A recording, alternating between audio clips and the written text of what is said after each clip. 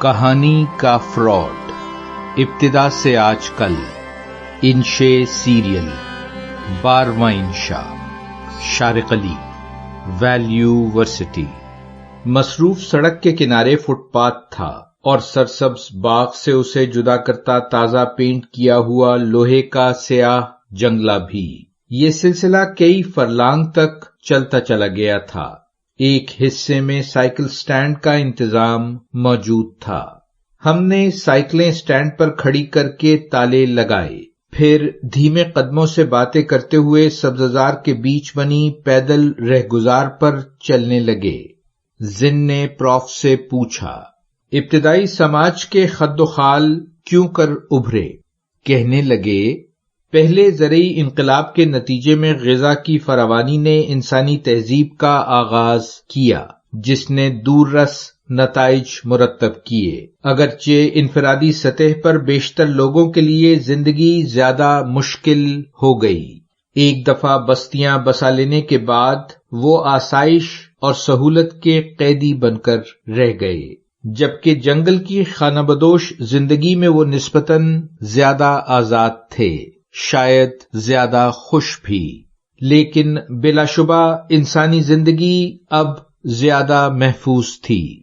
آبادی میں اضافہ ہوا تو سیاسی تنظیم ایک ضرورت بن گئی۔ سماج کے دھڑے واضح ہونے لگے اور ان میں اختیارات کی تقسیم ابھر کر سامنے آئی۔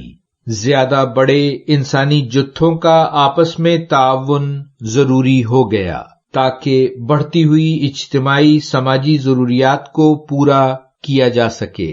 گفتگو میں کچھ وقفہ آیا تو میں کنکھیوں سے زن اور اس روشن دن اور ارد گرد کے حسین منظر کا موازنہ کرنے لگا، لیکن یوں کہ کسی کو کانو کان خبر نہ ہو۔ ہمارے دائیں طرف اونچے درختوں کا سلسلہ تھا اور ان کے پیچھے دریائے کیم، جو کنگز کالج کی عمارت کے ساتھ بہ رہا تھا۔ بلند درختوں کی موجودگی کے باوجود ہم کنگز کالج کے کیتھیڈرل کے عالمی شہرت یافتہ دروازے کو دیکھ سکتے تھے۔ اسے کیمبرج شہر کی عمارتی علامت کہا جائے تو غلط نہ ہوگا۔ 15ویں صدی میں اس کیتھیڈرل کی تعمیر ہنری VIII کے زمانے میں مکمل ہوئی تھی۔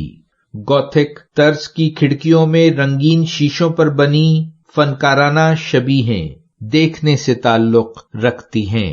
ہمارے دائیں بائیں سے گزرتے ہنستے مسکراتے طالب علموں اور سیاحوں کے غول تھے۔ ہم دائیں ہاتھ مڑ کر لکڑی کے ایک چھوٹے سے پل پر سے گزرے جو بمشکل 70-80 فٹ چوڑا ہوگا، لیکن چھوٹے سے دریائے کیم کو عبور کرنے کے لیے بہت کافی۔ زن نے ساتھ لائے بیگ سے بطخوں کے لیے فیڈ نکالی۔ ہم نے پل پر کھڑے ہو کر سامنے دیکھا تو کنگز کالج کی عمارت اور اس کے کیتھیڈرل کا پورا منظر اب ہماری آنکھوں کے سامنے تھا۔ دریائے کیم میں پنٹنگ یعنی یہاں کی روایتی کشتی رانی جاری تھی۔ جیک نے بات آگے بڑھائی، تو پھر بڑے پیمانے پر اجتماعی تعاون کیوں کر ممکن ہوا؟ پروف بولے، یاد رکھو بڑے پیمانے پر انسانی تعاون مشترکہ بیانیے ہی کی مدد سے ممکن ہوتا ہے۔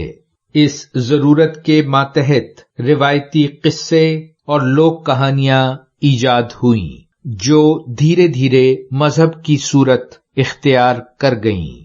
یہ سارے مشترکہ بیانیے سچ پر مبنی نہیں تھے اور نہ ہی ان کا سچا ہونا ضروری اور اہم تھا۔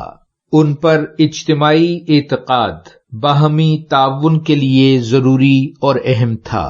کسی دیوتا کو سچ ماننے والے مل جل کر ایک دوسرے کی مدد سے عظیم عبادت گاہ تعمیر کر سکتے تھے، جبکہ دیوتا کا سچ یا حقیقت ہونا کوئی اہمیت نہیں رکھتا تھا۔ یہ بھی ایک کڑوا سچ ہے کہ باہمی تعاون ہمیشہ ہنسی خوشی نہیں ہوتا تھا، بلکہ بعض اوقات اس میں گھڑی ہوئی جھوٹی کہانیوں کا فراڈ یا بزور طاقت کمزوروں کا زبردستی تعاون حاصل کر لینا شامل تھا۔ حکمران طبقہ جس میں مذہبی رہنما بھی شامل تھے، عوام کا اجتماعی تعاون حاصل کر لینے کے لیے تشدد اور جھوٹے مذہبی قصے کہانیوں کا بے دریغ استعمال کرتے تھے۔ زن بطخوں کو فیڈ کر چکی تو ہم نے پل عبور کیا اور کیمبرج شہر کی مرکزی گلیوں میں داخل ہو گئے۔ 13ویں صدی سے دریائے کیمپ کے کنارے آباد یہ ہنستا بستا شہر اپنے تعلیمی اداروں کی وجہ سے عالمی شہرت رکھتا ہے۔ یہاں تراشے ہوئے پتھروں کی تنگ گلیاں ہیں جن کے دونوں طرف صدیوں پرانی تاریخی عمارتیں کھڑی ہیں۔ پیدل چلتے یا سائیکل سوار نوجوان طالب علموں کی ادھر سے ادھر جاتی رنگین اور پرجوش لہریں ہیں، اور کہیں کہیں عالمانہ لباس پہنے ایک درسگاہ سے دوسری درسگاہ جاتے معتدل استادوں کی آہستہ خرامی، اور بازاروں میں کسی عام شہر جیسی مصروفیت بھی جاری ہے۔ ویلیو ورسٹی، شارق علی۔